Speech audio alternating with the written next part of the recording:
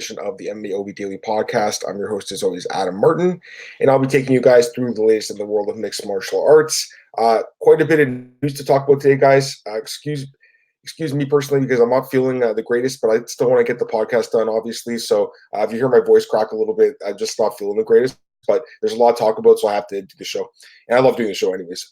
Let's start with this big fight that got announced last night. It's not official completely, but it looks like it's going to happen very soon. Khabib Nurmagomedov will be taking on Tony Ferguson next April in Brooklyn, New York. Great fight, obviously. Okay, so last week, Khabib was at a press conference in Uzbekistan and said that the fight's going to happen probably in Brooklyn in April. And yesterday, Brett Okamoto of ESPN, he was kind of turning to the UFC's mouthpiece a little bit. He tweeted out that the fight, according to Dana White, is very close to being booked. Later on in the day, Ali Abdelaziz posted a picture of the contract for the fight, indicating that Khabib has signed the contract to fight, and now they're waiting on Tony Ferguson. And later on, Ali actually said that Tony's agreed to the fight as well. So at this point, it looks like we're just waiting for it to become official.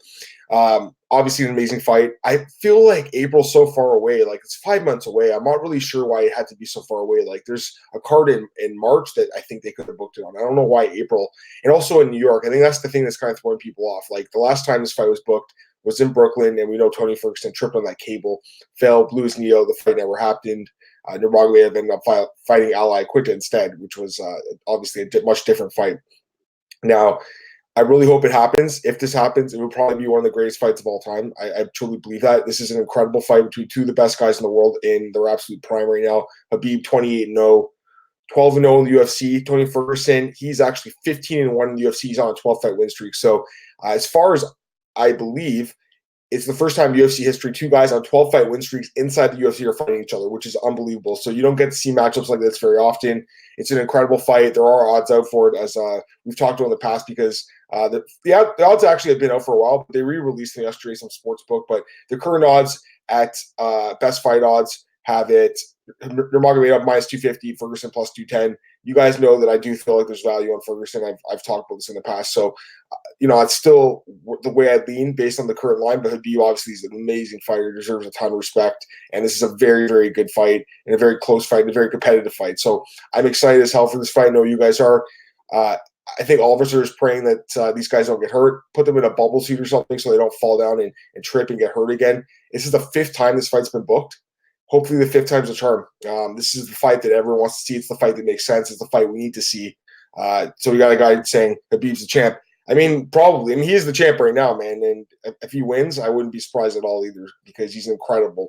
I just think the line's a little wide. Tony Ferguson's on a 12-fight win streak. You got to give that guy respect. He's an incredible fighter. So I expect most people to go with Khabib based on the wrestling and the dominant ground and pound, but Ferguson is a very unorthodox guy.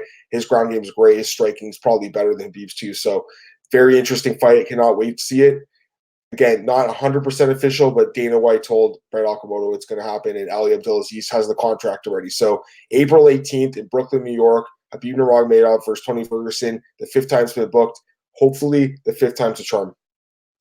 Dustin Poirier wants on this card as well. He tweeted about this yesterday, and this makes sense as well. First off, if there's an injury, Dustin could slide in. I mean, I don't want to see him fight for the title. He doesn't deserve it, but it's always good to have a backup plan just in case. In this particular instance, I'm starting to feel like maybe Poirier and Gaethje too could make some sense. Gaethje needs a fight. He doesn't have an opponent. Poirier needs a fight. He doesn't have an opponent. They did fight last year. It'll be 2 years next April since they last fought. Obviously, Poirier won that fight. It could be a different fight this time around. Gaethje, I think, should be on this card because, in my opinion, he would slide into that top role in case there is an injury. I really do think that Dustin is onto something and that they're going to book another flyweight bout for this card. It's not going to be Conor and Cerrone, obviously. That fight's still supposed to happen in January. Again, me and Cole talked about this yesterday on the podcast, guys. We have no idea what's going on with that card. There is another fight that was announced for that card. I'll talk about it in a few minutes. But at this point, we don't even know what's going on with Conor. I saw from O'Brien yesterday saying that it could have something to do with Conor's immigration situation due to some of the charges against him over in Ireland. So not 100% sure what's going on with Conor. I want to see Conor fight Cerrone. I'd like to see that matchup happen in January, but I'm not convinced it's going to happen. So I feel like the fight the UFC announced yesterday for that card could be a possible main event replacement if that turns into a fight night. I'll talk about that in a few minutes. But yes, I think Poirier should be on this card, and Poirier versus Gaethje is a great backup fight, just in case there is an injury or someone gets hurt or sick or whatever, or someone trips on a cable again. Got some bad news here. Walt Harris's daughter, Nia Blanchard, unfortunately, the remains of her body were found yesterday, so that is obviously terrible news. Just awful and just sad. My absolute thoughts and prayers go out to Walt Harris and his family at this very difficult time. Just a very sad situation. I think the whole MMA community is just extremely disappointed that it ended this way. When it took so long for them to locate her, I think a lot of us started to get that bad feeling that maybe something really bad happened. And again, there was evidence of foul play in the vehicle that she had left. So they have arrested a third suspect in connection with this. There was also a story yesterday that there was a witness and the witness didn't come forward and they did see the abduction. So very, very sad situation. It goes without saying that if you see a crime committed, you have to call the police, and you have an obligation to call the police, moral obligation. And it's very sad that that didn't happen. Who knows? Maybe it wouldn't have even mattered. But either way, it's very, very, very, very sad news here. Again, my thoughts go out to Walt Harris and his family. We had Walt, me and James had Walt in the podcast maybe like 6 years ago. We talked to him back when I think he fought Jared Rochal at the time. I think that was the fight he had. And really nice guy. And, at that time, he actually wasn't that great of a fighter. And he's really turned his career around. He's become one of the greatest heavyweights in the UFC. So he's a top 10 guy in the world. And this is honestly kind of, put a little bit of a bump in his own career, obviously. So he had that huge fight with Alice Rover that was taken apart from him. And Rosa struck out the opportunity. And now Harris is going to have to grieve. And it's a very, very sad situation, a messed up situation. It just shows that life's not fair. And, I just feel bad for this guy and for, again, his family and obviously for his daughter who is no longer with us. So, rest in peace, Ania. And I'm really sorry to hear about this. And I think all of us are. And I think there might be some GoFundMe. I'm 100% sure, but if there is, definitely check that out because Walt Harris, I'm sure, needs some help right now. And hopefully the UFC family steps up. I'm pretty sure Dana White's going to step up in this situation. I think Walt can definitely use some support right now because very, very difficult time. And again, the people that did this, I hope they're locked up. I'm not 100% sure what the situation is as far as death penalty goes in, I think it's Alabama. I'm not 100% sure what the situation is down there, but if there is, I mean, these guys might potentially be facing that. So at least, if they have enough evidence, I'm assuming they'll be getting life. So we'll see what happens there. It's a story that we're all going to be following for a long time, but, it's not the way that any of us wanted this story to end. Very, very sad situation. Let's switch gears here. Gina Carano was on Ariel's show yesterday, and she explained to Ariel why the Ronda Rousey fight didn't happen. According to Gina Carano, she wanted she was offered $1 million to fight Ronda Rousey. She wanted a 6-month training camp. Dana White basically was trying to force her or push her into a fight, and she wanted some more time to think about it. And according to Gina Carano, Dana White had sent a text calling her a bitch by accident to her when it was supposed to be for someone else, and the fight fell apart. So, I mean, it's just another example of Dana White just being a jerk. I mean, let's just be honest. The guy can be a real bully at times, and this is another example of it. Gina Carano is she's first off, she's a pioneer for women's MMA, and I have a lot of respect for Gina Carano. I always have. She's tough as it gets, and the UFC blew it. This is someone who was extremely marketable. And you know what? She was better off. She's made more money in Hollywood than she ever would have in the UFC, I'm sure. So she's better off. And honestly, at that time, Ronda Rousey was probably a bad matchup anyways. I think Gina could have had a chance just because her striking is really good, but we know with Ronda's ground game, at that time, she was in peak form. It's unfortunate we never saw Gina Carano fight in the UFC. That's one fighter from Strikeforce that I would have really wanted to see fight in the octagon. Never happened for whatever reason. She hasn't fought in a long time. I think it's been like 10 years now. I don't expect her to ever fight again. But the story she told yesterday, and I was just pretty disgusted by it, but I'm not shocked. And some people were saying, well, it's just allegedly. Well, it's true. I don't see her making the story up, though. I really do believe Gina Carano and what she said about Dana sending that text. So unfortunate stuff there, but is anyone really surprised? All right, a couple of fight announcements here besides obviously Khabib and Tony Ferguson talk about. Anthony Pettis will be taking on Carlos Diego Ferreira, UFC 246. This is the Conor McGregor card. This is January 18th. So again, that fight with Conor and Cowboy is not official yet by any means, and at this point it could fall off. My gut feeling is that fight might not happen, and this might be the actual main event of the fight night card instead. And if it is, that's fine with me. Pettis versus Ferreira, great fight, and it makes a lot of sense too. Okay, so Pettis, 32 years old, obviously. He's still a great fighter, though. A little inconsistent. He obviously moved up to welterweight earlier this year. He knocked out Stephen Thompson. It was a huge win for him. Then he lost to Nate Diaz. Now he's moving back down to lightweight. He must see an opportunity there at 155. So Pettis, again, 22-9, former UFC lightweight champion, former Strikeforce, or excuse me, WEC lightweight champion.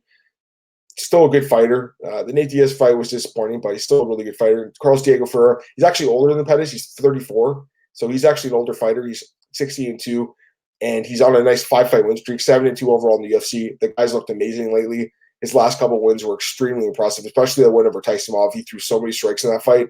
He deserves this opportunity. He deserves to fight a top 10 guy, which Pettis is. Interesting fight. I mean, Pettis is super experienced in the championship level in 5-round fights. I'm not, again, 100% sure if this is going to be 3 or 5. We don't know yet, but that would make things a little bit more interesting. Honestly, my lean right now is a little bit towards Ferreira. I just think the guy's fighting at such a high form, but Pettis you have to give respect to as well, just based on his career. He has had a great career, and at times he looks incredible, like the fight with, again, Stephen Thompson, or even the Michael Chiesa fight last year. Like, at times he looks amazing. The Charles Oliveira fight a couple of years ago. So he's been inconsistent. He's win-loss, but let's be fair to Pettis. Look who he's lost to lately. Nate Diaz, Tony Ferguson, Dustin Poirier, Max Holloway, Edson Barboza, Eddie Alvarez, Rafael dos Anjos. Those are his losses in the last 5 years. Those are not bad losses at all. So we'll see what happens in this fight. Love the matchup, though. Good matchmaking here by the UFC. Really good fight. A couple other ones here. Paige VanZant is finally returning to the octagon against Amanda Ribas at UFC Brasilia. So this is another card that's kind of not been announced, but now fights are starting to trickle out. So I think that's taking place in March of next year in Brasilia, Brazil. Paige VanZant turned down a fight with Macy Barber. She is 8-4 in her career. In the UFC, she is 5-3. Coming off a nice win over Rachel Ochtovich earlier this year. She won by submission. She obviously got injured in training after that fight. Hasn't fought all the rest of the year. Still a solid fighter, but definitely not the top prospect she once was. She's only 25, though, so you got to give Paige some credit. She's battled back for some nasty injuries, obviously. I personally feel like she doesn't have the greatest management. I feel like her manager overrates her as a draw. I know that she does really well on Instagram, and I think all of us can respect the hustle. And, we all want fighters to make money. So I'm happy to hear that with her. But as far as the UFC is concerned, she's 5-3. And she's had lots of opportunities to kind of make that step up, and she hasn't. She's mostly lost when she's fought higher-level fighters. So she's still young. Again, 25, very young. Maybe she'll look a lot better in this fight. It's possible, but I got to be honest. I think this is maybe even a harder fight than Macy Barber. I think Amanda Ribas is really good. She looked fantastic in her last fight against Mackenzie Dern. She's 8-1 in her career. She's 26, so she's about the same age, just a little bit older. But for me, coming back after that 3-year layoff and beating Emily Whitmire and Mackenzie Dern this year was extremely impressive. I think she's very good. So to me, this is actually a really tough fight for Paige. The fight's in Brazil. That's not a good thing for Paige either. I'm kind of leaning towards Ribas a little bit. And I feel like the UFC is giving her one of the hardest matchups they can in Paige's last fight before she enters free agency. And by the way, I think James interviewed Austin Vanderford. I'm not sure. I saw it on Twitter, though. But Austin Vanderford, her husband, is also a free agent after his next fight. So you could potentially be seeing the Vanderford-VanZant couple both entering free agency around the same time. And then it's going to be interesting to see where they go. We know one championship, Misha Tate has said that they want to sign Paige VanZant. The UFC, I think the UFC might let her go, depending on the money. I just feel like it's kind of like the Sage Northcutt situation where they gave her a lot of chances and she just kind of never succeeded with all the chances. Like, she's a good fighter, don't get me wrong. Paige is a really good fighter. She's good. Not great, though. And I feel like the UFC feels like she wants to be paid like a great fighter, and they might just let her go. So we'll see what happens there. That free agency thing with her is going to be interesting to see next year. But if I had to guess, I feel like she ends up in Bellator probably with Austin, who I think is really happy with Bellator and still a little upset the UFC passed on him after Contender Series. And to be honest, I'm upset because that guy should be in the UFC. He's a really good fighter who's fighting not so great competition in Bellator. And the last fight announcement here, I just saw this one this morning. So there's a new card next year in February in Rio Rancho, New Mexico. So that's interesting. I think it's the first time the UFC's been in New Mexico. I'm not 100% sure. They might have been to Albuquerque in the past. Actually, I think they have been to Albuquerque, but it's been a while. If I'm not mistaken, was that where the Sanchez and Pearson fight, the infamous fight was? Let me take a look here. Sanchez Pearson was in. Yeah, it was in Albuquerque. Okay, so my memory actually worked well there. That card was back in 2014, so it'll be the first time in New Mexico, I think, in 6 years. So obviously that's a hub of fighting with Team Jackson Wink. By the way, Diego Sanchez, he's still in the USADA testing pool. So there was a report out there a few weeks ago, I think, where Diego was a free agent and he was talking to the guys in Lethwe over in Asia. Not convinced that happens. I feel like Diego probably comes back for this card in New Mexico. Makes too much sense. He lives right there, so it makes sense to me. Anyways, as far as this fight goes, Ray Borg versus Rogerio Bontorin. So interesting fight. Ray Borg, 26, still really young. He's still another young guy that's been around for a while. 26 years old and 12-4 in his career. In the UFC, he is 6-4, so a pretty good record. He's had some great performances, but struggled a little bit the last few years. Obviously, his son has been really sick, and I think it's really taken away from Borg's focus on his career, understandably so. I mean, his son comes first, so he's had to battle that. Outside the cage, he's had a lot of injuries as well. The guy's pulled out of a lot of fights. Let's just call it what it is. Not all of his fault. Again, not everything that's happened to Borg is his fault, but there were some injuries where there were fights he probably should have had stepped in the cage for. So either way, the guy is coming off a win. So he's coming off a win over Gabriel Silva, snapped a 2-fight losing streak. He's still a really high-level fighter. His ground game's incredible. So he's taking on Rogerio Bontorin, who's, I believe, ranked in the top 15. Doesn't have any fights in the UFC. He's a dangerous guy, though. Bontorin is 16-1-1. He's 27, so still young himself. He's on a 4-fight win streak. His last loss to Michinori Tanaka, who's a good fighter, back in 2017. Since then, 4 straight fights, including 2 in the UFC. This year, he beat Magomed Bivladov in an upset earlier this year by split decision, and then he beat Raulian Paiva in the summer via TKO cut, which was a really good performance by him. This guy's really dangerous. Interesting fight. Ray Borg obviously will be training near New Mexico. Will have a lot of fans and friends and family there supporting him. But Rogerio Bontorin is a very dangerous guy. So to me, this is a close fight. I'm kind of leaning towards Bontorin a little bit just because Ray Borg's been just so inconsistent and barely fought the last few years. So that'd be kind of my initial lean, but I obviously have to think about that fight a little bit more. Just a few other things quickly. I'll get out of here.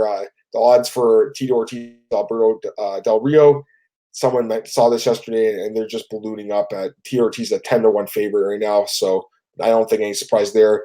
The other odds were, they want to mention Khabib Nurmagomedov and Floyd Mayweather in a boxing match. The odds were released, I think, yesterday, and minus 2,000 for Floyd and plus 1,000 for Khabib. It's just like the Conor fight, although I think Conor was like a much smaller underdog when he fought Floyd. That was like free money on Floyd. So, yeah, those odds are out there. I mean, we'll see what happens. I don't think that fight happens, but the sports books just want to, get some publicity and say, hey, we got odds for this fight. That probably will never happen. So that's about it, though, guys. That's all I wanted to mention. Appreciate you guys tuning in today for the podcast. You guys can follow me at Twitter at MMAOB podcast, MMAOddsbreaker.com, YouTube, SoundCloud, iTunes, Anchor, Spotify, Google Podcasts for the Android users. So it's everywhere now, which is a really good thing. Obviously, you guys can check me out at bjpenn.com and mmarings.net as well. Have a great day, guys. I'll be back tomorrow. Hopefully I'm feeling better. But until then, you guys have a great day. There will be no second podcast today. There's no UFC this weekend, unfortunately. So no second podcast breaking down the card today. But I'll be back tomorrow. And then next week we'll have 2 podcasts on Tuesday. Have a great day, guys. Bye.